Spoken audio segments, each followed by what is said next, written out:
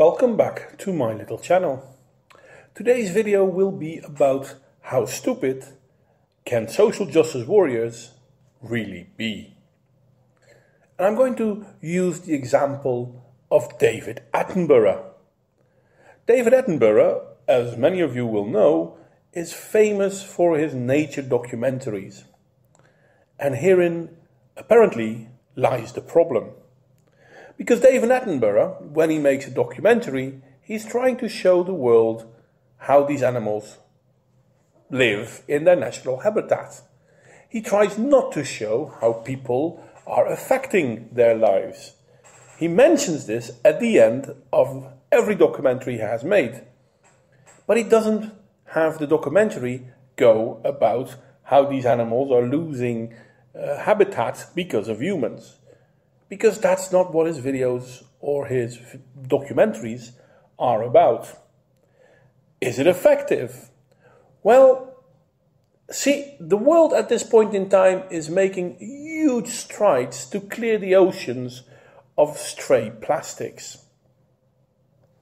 This is because of David Attenborough's ocean documentary, Blue Planet 2. He doesn't show a lot of plastic in that one either, but at the end he does show that these things happen, that there are plastic islands, so to speak, and there's contamination of living environments of the animals. He does show all this, but the documentary itself isn't about it. The thing is, and I agree with David Attenborough on this, according to David Attenborough, by showing the animals in their national habitat and showing how they would live, you create a feeling of endearment. And because of this feeling of endearment, people are willing to spend time and money to help these animals out. By helping people make this decision to help animals out, he's trying to make the world a better place. But George Monbiot, and I might butcher his name, but I don't care, disagrees with David Attenborough. George Monbiot feels, no, you should show the world how we are impacting the world. Which, for example, if we take Blue Planet 2 as an example, the Blue Planet 2 isn't really about how humans affect the planet. It's just at the end of it that it's mentioned like, okay, we see this happen, we see this happen. No, according to John Monbiot, we need to tell people, indoctrinate people, lecture people on how and what a terrible people we are. Well, David Attenborough doesn't agree with that because he feels that if I'm going to lecture people, they might not want to see what I want to show them. And if I can show them how animals can live, well, in their natural habitat, then people will probably feel more inclined to help these animals out. But if I tell them to help these animals out, they might feel spoken down to and not listen to what I have to say.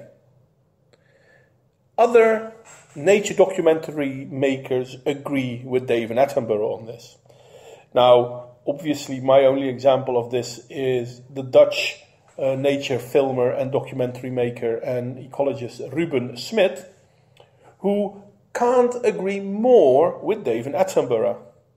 And he feels that the lecturing tone that people like George Monbiot like to push forward actually has a detrimental effect on the works needed to save our environment. What really is amazing to me, though, is that George Monbiot complains to whomever wants to hear it, and especially the BBC, that he himself, as a nature documentary maker, isn't as successful, but that's because he wants to show the reality of it all. Now, funny enough, this is quite the argument of David Attenborough. Showing the reality of it all is very good, but first you want to make people care about the reality of it all, and then you show it. If you start spouting all the negative news, people will turn away. No one is interested in hearing how the ocean is being destroyed if there's no reason to care for the ocean. So first you create a situation where people will care for the ocean. And once you've done that, you tell them, well, but there is a threat.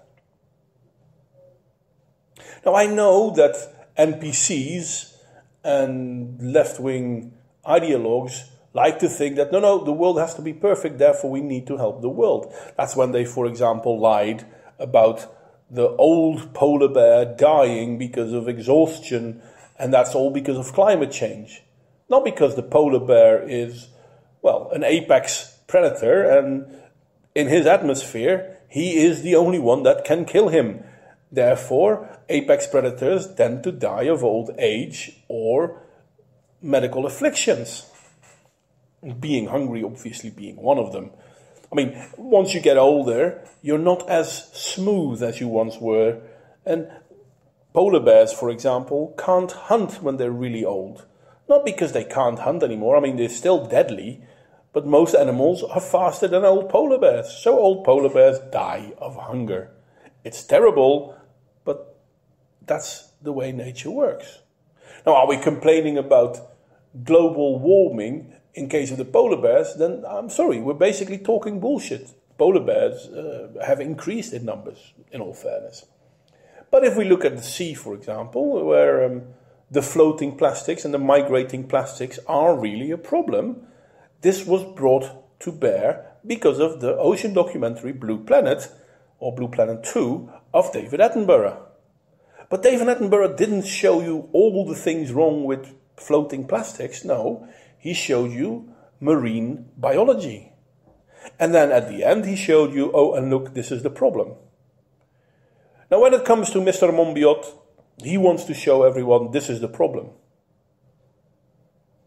And then he's amazed that people don't want to see his work or are interested in his work. So instead of trying to figure out how he could do better, he is now attacking David Attenborough, because David Attenborough is only showing fairy tales. I'm curious what you guys think about this one. Personally, I grew up with David Attenborough. I love his documentaries. To me, they instilled an awe and appreciation for the natural world, and therewith a willingness to conserve that natural world. Obviously up to a limit, because we're all humans, but yeah, I do want to preserve the natural world. But I've also seen documentaries of people saying how the world is being polluted, and most of these are so incredibly holier than thou that I don't even... I mean, if I listen to them, I'm listening to plot holes. I'm listening to arguments I can counter with facts. I've never felt that way with David Attenborough.